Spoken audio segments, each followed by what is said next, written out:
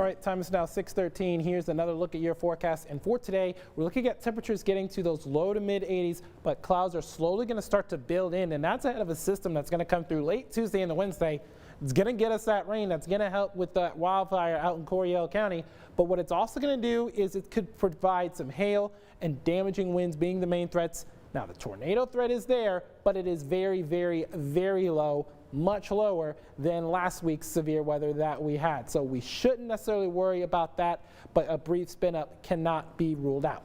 Thursday, though, we're going to be looking at temperatures getting to those low to mid 70s. We're going to be on that cooler side because we will be behind that dry line, and then that Arctic front will come in. It'll be a bit weaker than past Arctic fronts because we are in springtime, and that is going to limit the potency of that Arctic cold front as it makes its way through. And then we get right back to those lower 80s with variable cloudiness through Friday and throughout the course of the weekend.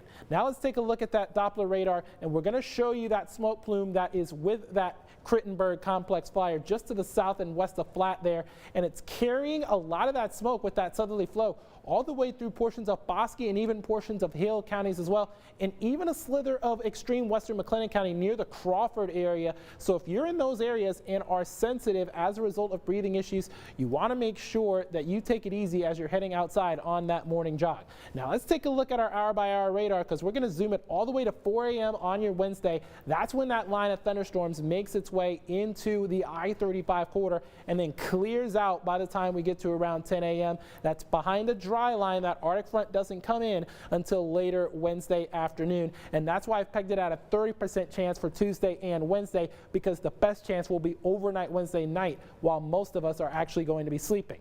But the threats are going to be the hail and the damaging winds, and thus much of central Texas is in that slight risk, that 2 out of 5, which means that we could be seeing that hail and the damaging winds, and a brief spin-up tornado can't be ruled out, but it is a little lesser as you head to the Brazos Valley. It's a 1 out of 5 marginal risk for you guys in Bryan College Station. Here in Temple, though, we're looking at temperatures in those upper 50s, that southerly breeze at around 10 miles an hour. That's what's carrying that smoke plume through portions of Coryell and as well as Bosque and Hill counties. And we're in those upper 50s, low 60s across central Texas and mid to upper 50s as you head down to the Brazos Valley. So slightly cooler for you guys to start your Monday morning. We're going to be a little bit muggier, though. Temperatures are going to hover around those mid 80s. Winds are going to mainly come out of the south at a good clip at 10 to 20 miles an hour. And some areas could gust up to around 25 miles an hour, as Barry mentioned a little bit earlier. But those clouds are going to build in as well because that radiational heating is then going to be limited, and we're only going to get down to those lower 60s for lows out ahead of that system that could be bringing us those storms